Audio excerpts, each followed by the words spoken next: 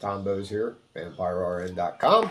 I have heard from a couple people asking me to go over the flushes, the different types, how to prep them, that type of thing. So, we have a saline flush.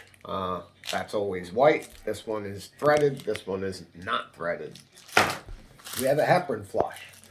This one is threaded. This one is not threaded.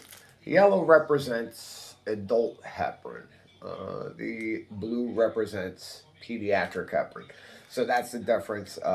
Yellow represents 100 units per milliliter. The blue represents 10 units per milliliter. So that's the difference between that. Now, how do you prepare these? Let's go over the threaded ones first. First thing you do is you open it up. First thing you're going to do is give it a tap. That brings the air to the top. Then you loosen the cap halfway. And then you're going to crack the seal until you see a little bit of fluid come out.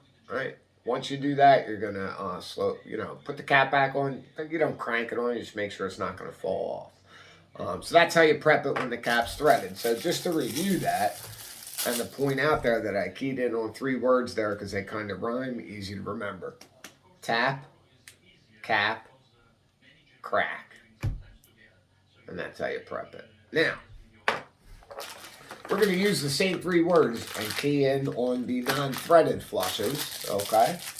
The tap, cap, and crack, because it's easy to remember. So we rip this open. We do the tap.